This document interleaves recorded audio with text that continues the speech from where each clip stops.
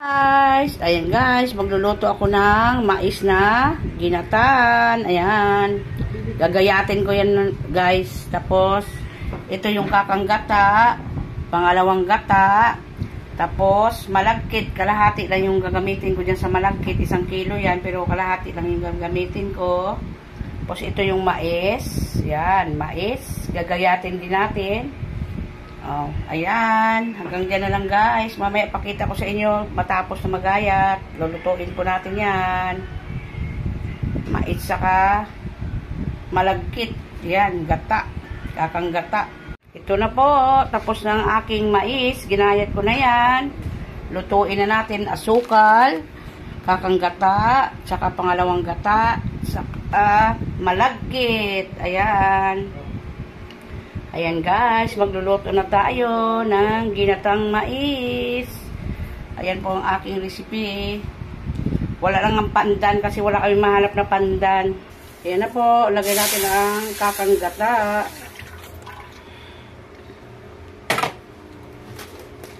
Saka itong malagkit. Ayan. Ayan guys, lagay na natin yung mais. Mais. Magagata tayo ng mais, guys. Tapos, asukal. Bilis lang luto, ano? Lagyan natin ng asukal para magkalasa.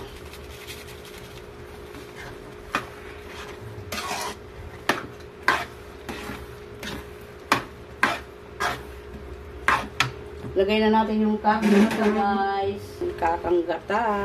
Nagbuo yan dahil nilagay ko sa rip.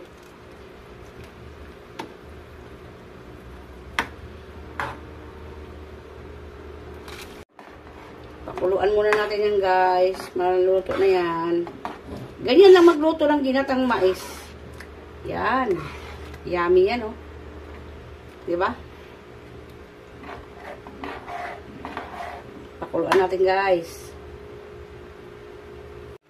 Yan, maluluto ng aking ginatang mais. Iyan na namin yan guys. Yan, malapit na maluto yan oh. Yummy, yummy yan. Ginatang mais with malagkit. Yan. Yummy, yummy.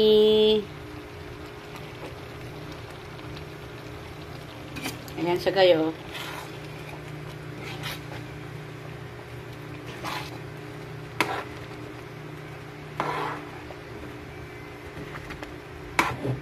Sarap yan.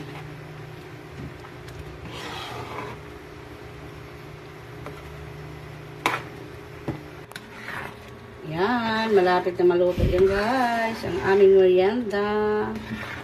Ginatang mais. Yummy, yummy. Yummy. Wow. Ayan, luto na po ang aming ginatang mais, saka malagkit. Kain na po tayo mga guys. Merienda time na. Ayan. Thank you so much sa mga support nyo sa amin mga guys. Maraming salamat.